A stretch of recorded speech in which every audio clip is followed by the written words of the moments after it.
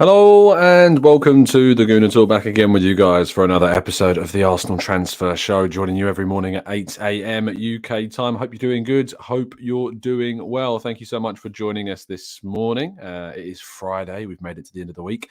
Thank goodness. Happy days indeed. We've got a footballless, in an Arsenal sense, weekend. Of course, Arsenal play on Monday, and I'll be attending the game in Oxford. It's going to be an interesting one to see who's back. Is Smith Rowe, of course, being a big part of that.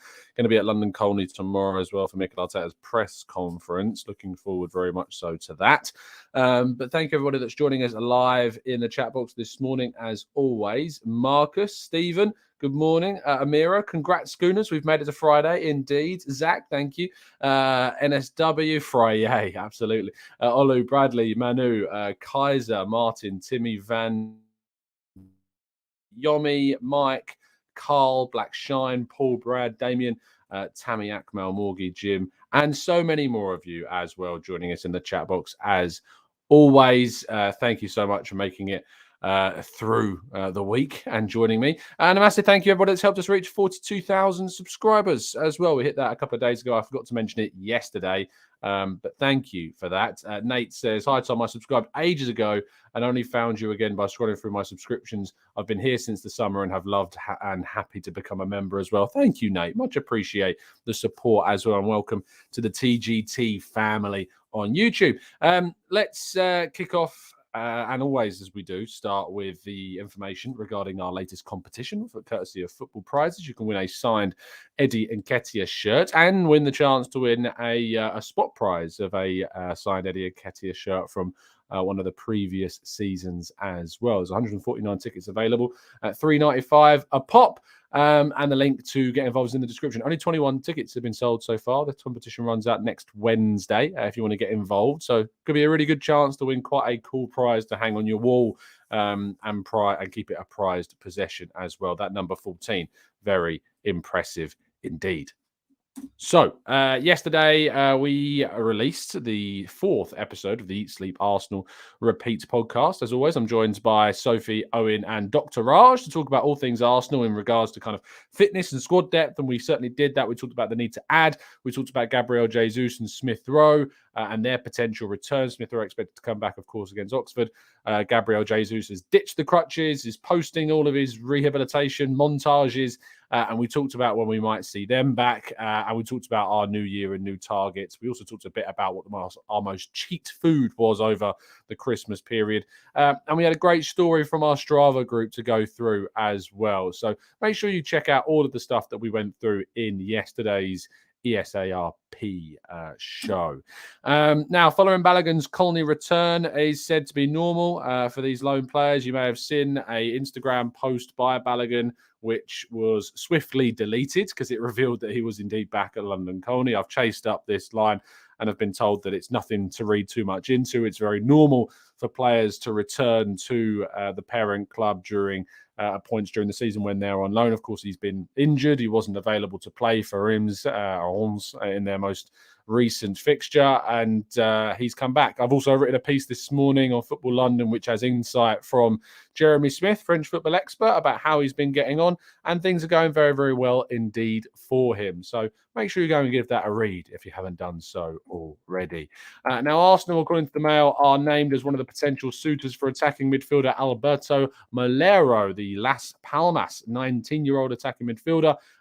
Is being heavily linked with Aston Villa right now, but Arsenal are said to hold an interest in the player. Can't say I know too much about him. He's got 5 assists so far, playing 20 games in the second tier of Spanish football at this moment in time. Right-footed, he only signed a new contract in 2021, so you'd imagine he would have quite a long time left on his deal. But apparently he is indeed on our radar, and certainly a player that we're looking at. A bit of a strange one. But of course, we always look to try and bring up as many of these stories as we can for you, but nothing more concrete at this stage beyond just interest from Arsenal. Now, Brendan Rodgers has been talking about Youri Tielemans rather interestingly. In fact, he's turned around and said a number of things along the lines of basically warning players that if they're not happy, they should probably leave, which is kind of a strange one. He says, this is the exact quote: "I think that if someone doesn't want to be here or someone wants too much money to be here, we have to be brave enough to say, listen, thank you very much, and on you go, because we are not a club with masses of resources that can facilitate every single player's needs, especially from a financial side. A number of these guys are down to their last year.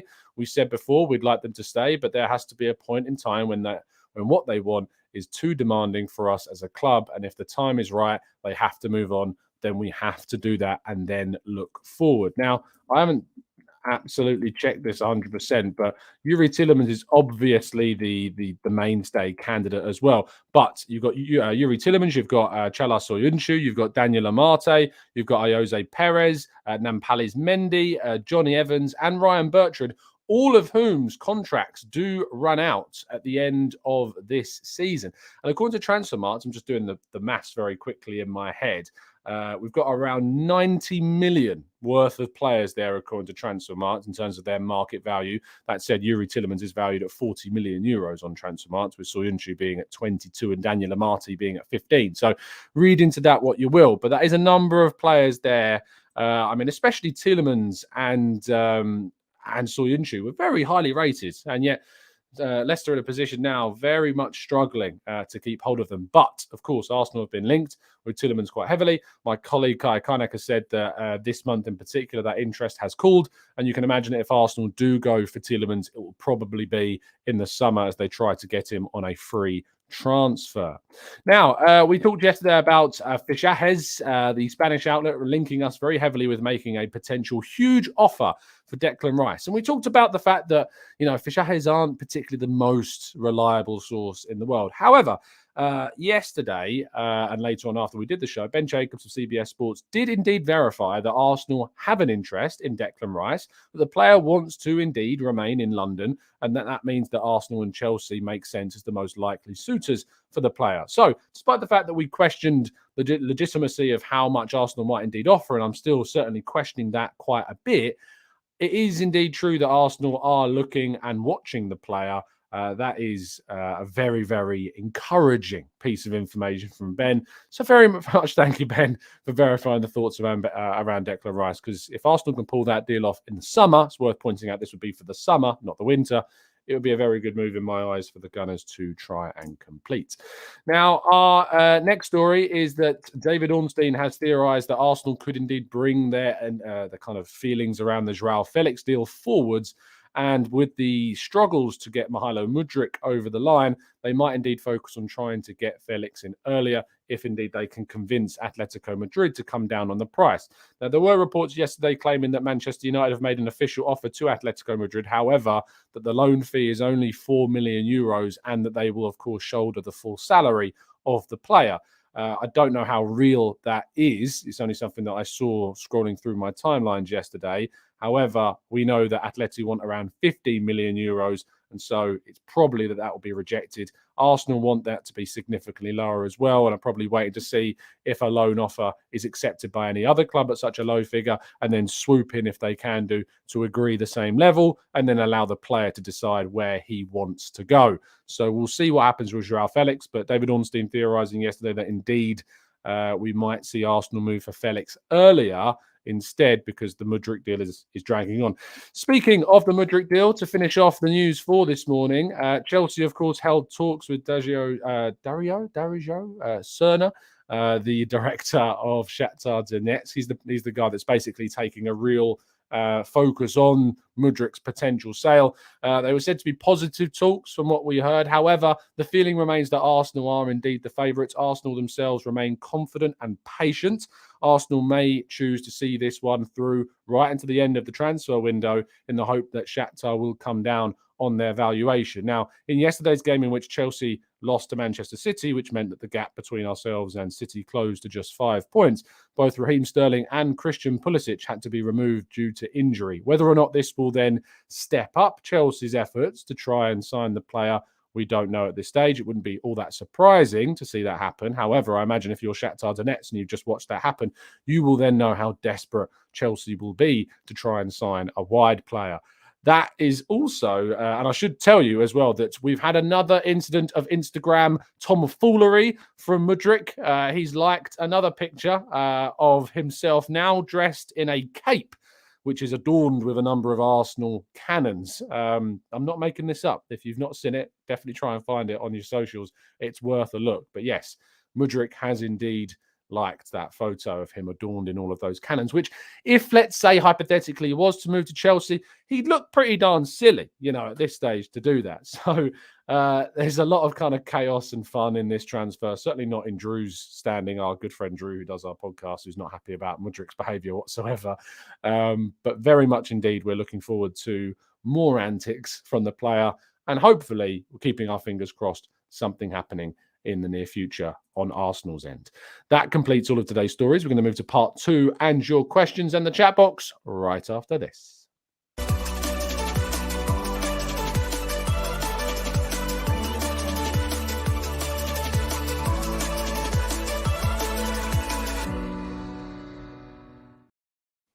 Okay, let's jump into the chat box. We've got a couple of messages to catch up on.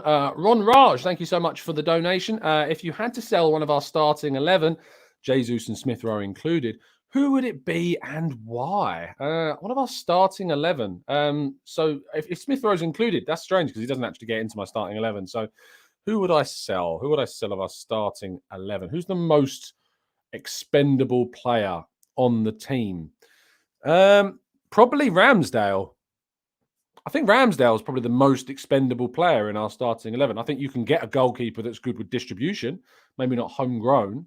But I think Ramsdale is probably the most expendable of the starting 11 right now. White, Saliba, Gabriel, Zinchenko, no chance. Partey, Xhaka, Ødegaard, no chance. Saka, Jesus, Martinelli, no chance. So, yeah, it's probably Ramsdale. Ramsdale is probably the one that is the most expendable of the group, if I had to. I don't want to, if I had to. Ethan, thank you again for your donation. Do you think there is any truth in people saying that we're overpaying for Mudryk now? It weakens our negotiating for future transfers. If he performs really well and he's amazing and he's brilliant, you're not going to overpay because you're not even going to talk about the transfer fee. I actually wrote about this yesterday. I kind of used Ben White as a bit of an example. Ben White cost a lot more than people maybe thought he was worth when we bought him, but no one's talking about the price tag of Ben White, at this stage. No one is talking about how much Ben White cost because, quite simply, he's done brilliantly since coming to Arsenal. So if Mudryk was to do that, can you really overpay? That said, I was listening to the Ask Us with our good friend Clive, who's probably watching, and he pointed out that he hates it when people say it's not my money. I wonder who he was talking about when he said that, because I've said that. It isn't my money, and I understand the whole thing. And I do talk about the amount of money that we pay, and I have talked about Joao Felix at length and why I wouldn't necessarily pay 21 million euros to get him on a 6-month loan. The reason why I say it's not my money is more as a kind of defense mechanism around if we overspend on someone. And if they do really well, I don't really care.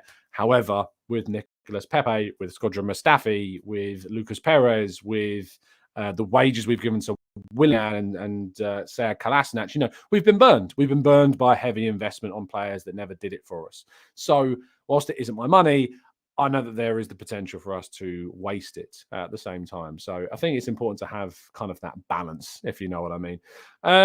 Jabu says, I'm happy that Mudryk is trying his best. Ginger says, Tom has clearly never watched Naruto. I don't know what that is. So you're absolutely right. Tom's not understanding the Naruto reference.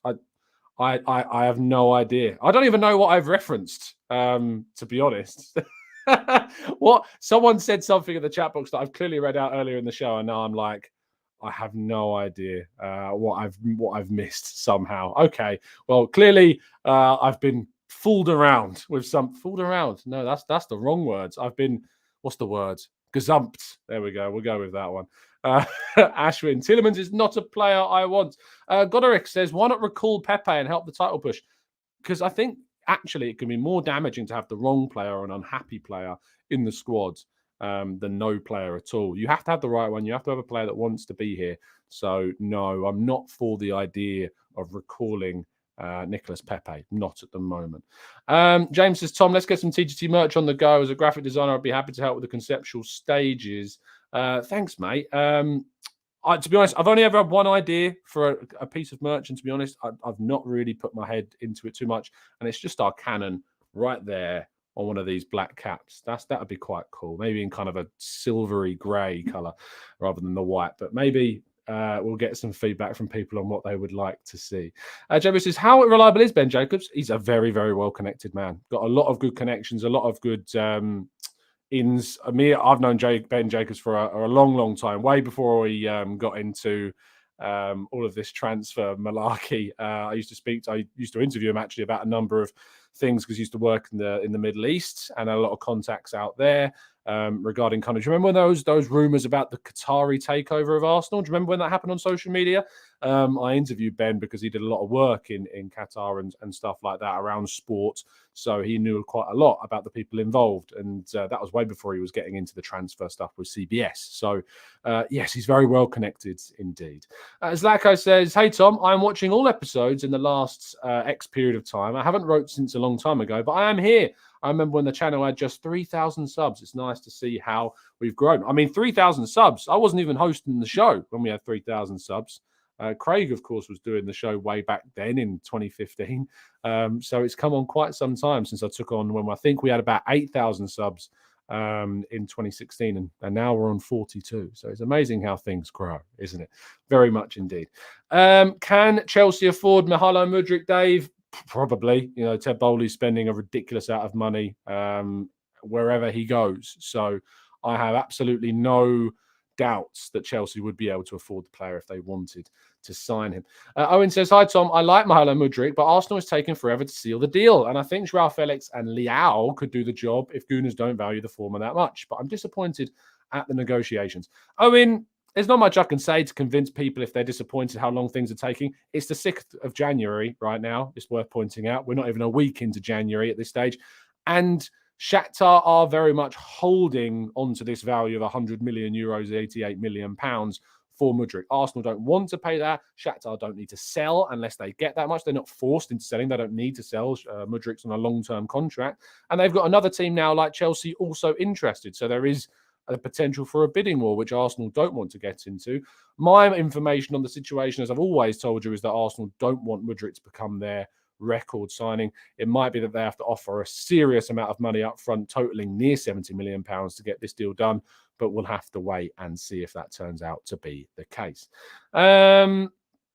So let's go to Ashish, who says, hey, Tom, say if we sit still top of the table and maintain a gap of 5 to 8 points by March, April time, do you think Arteta will be taking it easy on the FA Cup and the Europa League fixtures to concentrate more on the Premier League? I would think so, especially because if you're in that position, you've probably secured Champions League football. You would think you've nearly ultimately secured it by that point.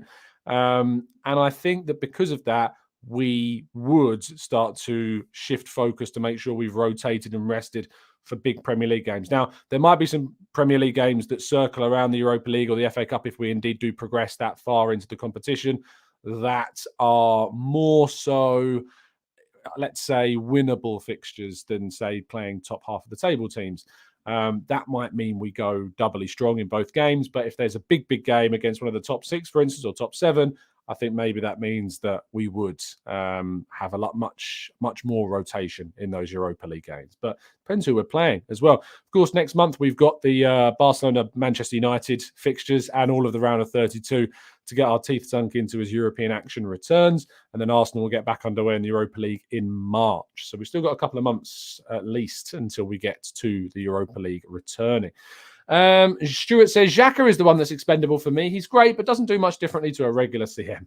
Ramsdale's distribution is fantastic and it fits our play. There are other goalkeepers that I think would also do that. Xhaka's just everything beyond his character on the ball.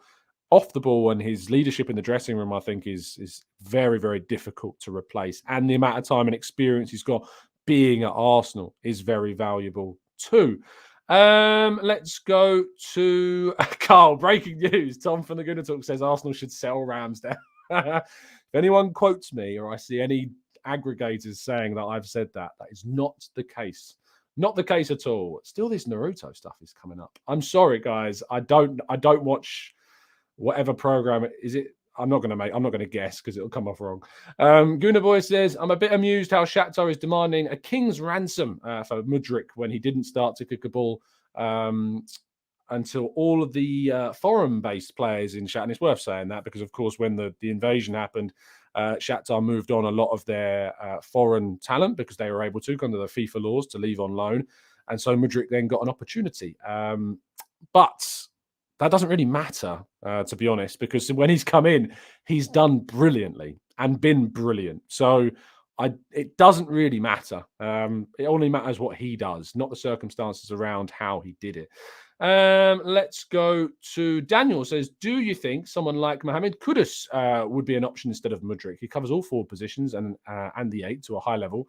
He's also left-footed and can mirror what Saka does with a rolling something. Rolling his man. I was like, what's a his man? But he does that. Yeah, he spins off and does really well. The problem with Kudus is that he is more, in my view, of kind of a attacking midfielder that can play in a wide area, a bit like Smith Rowe. I want to see us bring in a very quick, stylistic winger. I want to see us bring in a genuine winger, not an attacking midfielder that can play in a way. It's not really why I want Szoboszlai when people ask me about that anymore, or like Asensio, for instance. These are attacking midfielders that can play in wide areas.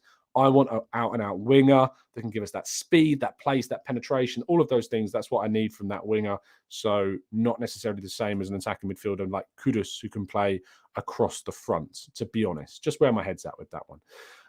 Dean Kundu, thank you for the donation. Tom, what FFP rules do apply to Chelsea? I have no idea, but I don't know if they exist. It's a Japanese cartoon. Thank you, Jose. I assumed that that's what it was. Yeah, I'm sorry. It's not my thing. The only anime I watched as a kid was the original Pokemon series and the original Yu-Gi-Oh series. That was my childhood of anime. Beyond that, I'm just not into that, you know. And yeah, so sorry. I know that it's a very popular thing and lots of you watch it, and that's great. You can do that. It's just not for me. It's just not for me. So I apologize if these anime references are lost on me. Akmal, thank you so much for helping support the channel and becoming a brand new member. If you indeed have been so before, thank you for coming back. If not, welcome to the TGT family. It's getting to the stage now where we're getting so many members and people join up supporting the channel that some people sign up again, and it's difficult to know where it's an account that's been a member already. I do try and remember as much as I can, but when you get into the 300 plus areas of members, it becomes pretty tricky. I'm sorry, Daniel. I can only apologize. You're right, Crossfire. I'm so uncultured. I'm so uncultured. And Sean, thank you for accepting my apology. I appreciate that. Wu-Tang is forever says, Tom, he has a tattoo. I don't have any at the moment. I have always kind of thought about getting one, and I have ideas, but no, never ended up getting one, to be honest. Let's scroll up and go to Patrick, who says, are Chelsea out of the top 4 race? I mean, it's a good and worthy question to ask. Have a quick check of the table because we love checking the table right now. Arsenal sit top, 44 points. Man City second, 39 points. Newcastle in third with 35 points, still 9 points behind us. We have to play, of course, City to catch up to them in terms of games. Manchester United on 35 points, 9 points behind us. Worth noting that they'll close to just 6 points if indeed Arsenal and United win their next games. Man United do play City in their next game as well. Spurs on 33 points, Liverpool on 28 points, a huge amount behind Arsenal. Now, Chelsea on 25, 19 points, having played the same number of games in 10th. Brighton, Fulham, Brentford, all above Chelsea. Chelsea's next fixtures, I'm curious as to what their fixture list is now. They go away to Fulham, who are above them, not an easy game. They go at home to Crystal Palace. You'd expect them to win that. They then play Liverpool, then play Fulham again, West Ham, Southampton, Spurs away, Leeds, Leicester away, Everton at home, and Aston Villa at home before they play Wolves. And then we're getting towards the end of the season. But yeah, they then got Champions League games against Borussia Dortmund as well. And I've not really checked on the Bundesliga this season. Where on earth are Dortmund? They're 6th. Okay. 9 points off the Leeds. Not had a great season. Freiburg doing very well up there. 4 points off Bayern Munich, who obviously are in 4th. Leipzig, Frankfurt and Berlin all ahead of Dortmund. So having a Chelsea-esque season, maybe. Very two similar teams in terms of where they're at. Dana says, Tom, what's your ideal transfer window? Ideal? Is ideal still within the realms of realism and being realistic? I'm going to assume that it is. Mudryk, midfielder, I've been saying Tielemans because I think he's accessible, but if it's ideal midfielder, I like Mykhaylo Mudryk a lot from Real Sociedad. Maybe someone like him. Or Ibrahim Bamba. I like him a lot as well. And a forward, I mean, Joao Felix on a loan deal until the summer would be great. You know, I would really be happy with him on a loan deal, but I don't really want to pay loads for him. That's my stumbling block with that one. Chris says, Tom, can you remind us who's on top of the league? Absolutely. It's us. Let's go to Jonathan, who says, how much do you think Napoli will demand for Kvaratskhelia? Also, can you do an update on Reece Nelson and Smith Rowe's injuries? Well, Smith Rowe is back, supposedly, against Oxford. We are yet to get an update on Nelson. I'm going to be at Arteta's press conference tomorrow. We may hear some information on Nelson and Jesus, but Smith Rowe is meant to be back as of then. And on Kvaratskhelia, they'll ask for a very silly fee as well. Just like Shakhtar, Napoli are very, very difficult to negotiate with. So a tricky side to get a deal done. There you go. Mohammed says, Mudryk was available for 40 million in the summer and we do not get him. That's a big failure then. And now we're stuck in a saga. For me, it's a failure and we need players. So make the final offer or get another one. You know, at that point in time, Mudryk had been on the scene, yes, for a very short period of time. You know, he really jumped onto the scene in June. To justify 40 million for Mudryk then would have been a real reach. Of course, with the benefit of hindsight, it's easy to say that's a failure because we didn't get him then. Easy to say that now. But I'm reluctant to agree with you, Mohammed, on that one, just because it's just so easy with the benefit of hindsight to look back and say, yeah, we should have done that then because look what's happening now. But would have been so difficult to justify even 40 million back then based upon what he'd done up until that point. Prince says it's laughable to choose Harvey Barnes over Mudryk. Yeah, I would probably agree with you, to be honest, on that one. I wouldn't go for Harvey Barnes at all. Jonas says, Tom, what about Thiago Almeida? He's the right age playing in the MLS and has potential to become the new Almiron, even though he's Argentinian. Now, the problem with Almiron is, of course, that he took about 4 years to really develop into a player that has been competitive in the Premier League. It's taken a long time. 21-year-old Almeida, yes, has done quite well. I think he can play off the right. Is that fair? And he's like, again, a bit of an attacking midfielder that can play on the right-hand side or the left-hand side. So I do want more of an out-and-out winger than I do an attacking midfielder. But I don't know much about the player enough to have a real judgment. But again, I wouldn't use Almiron as the best comparison because it's taken him a long time to transition from the MLS to that level in the league. And I think we need someone who can provide us with a more immediate impact. And I think as we've seen from Mudryk in the Champions League, a player there, of course, that can indeed provide you with that immediacy that we are looking for. Zachary says, what are we saying about James Maddison? I don't know. He's injured at the moment, isn't he? Again, another player that I don't necessarily think fits into what we're doing. The only argument for James Maddison right now is that he could play on the left 8 role, but then you are sacrificing a lot to be more offensive. Some would say we should be doing that. But yeah, it's difficult to say that we should go for James Maddison when we've got Odegaard, we've got Fabio Vieira. How do you fit him in? Yes, maybe on the left of midfield, but even then you are surrendering a lot of what you're getting from Xhaka defensively. So would we lose balance in the midfield? Omar says, hope you're well, Tom. I am. I hope you are too. Is our recent record at Tottenham a cause for worry heading into the next weekend's North London derby? Of course. I hate the derby. I'm always nervous about it. I can't stand it until we win. Then I love it. We haven't won there since 2014. It should be a worry, but it also should be an opportunity to try and change that rhetoric, change that record. We've done a number of things this season and last season which ended records and runs of games that we had not looked upon favorably. So we should be looking to try and do the same thing if we go and try and play how we are there. Like, how tall are you? 6'3". Well, 6'2.5", but we call it 6'3". Aris says, why not a low move for a centre mid with the likes of Frank Nketiah or Ryan Gravenberch? He has not been playing too much, has he? Frank Nketiah, neither. 2 options who have not been playing much. Not a bad shout, Harish. I actually rate that one. They haven't been playing much at all at their clubs. Maybe we should be looking to get one of them on loan. Not a bad shout at all. I quite like that. And Amira says, don't think you've mentioned the November-December Premier League awards yet, Tom. Get voting for your captains, Mikel Arteta and Odegaard and Eddie for the Gooners as well. Yes, Saka.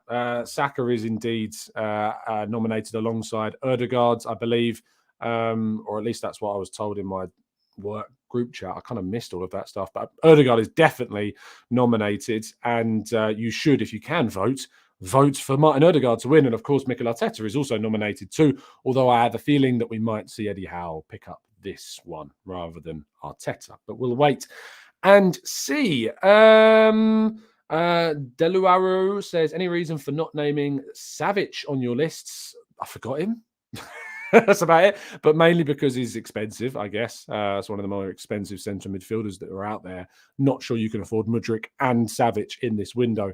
That's the kind of trickiest part of that deal, very much so. Let's go to a last couple of questions to round things off with. Peeny Ween says, is Muddy Rick, who I assume is Mudryk, an Arsenal fan? As in, why is his heart set on coming to only us? It's a good question. I don't know if he is an Arsenal fan. From the way he acts on social media, it's as if he is. I think, of course, he's got his links to the club. Now, I kind of have heard little whispers that Zinchenko's been in his ear. He's been chatting away at him a bit. You know, Zinchenko being here is a big thing. We already know that Zinchenko's other half, I can't remember her name. Is it Sadan? I think she interviewed Mudryk, and there was the whole thing about, you know, go Gunners, you know, at the end. I think he's got his heart set on the move. I think he wants to come here. I think if you look at the different situations of Chelsea and Arsenal, Arsenal's far more attractive at this moment in time.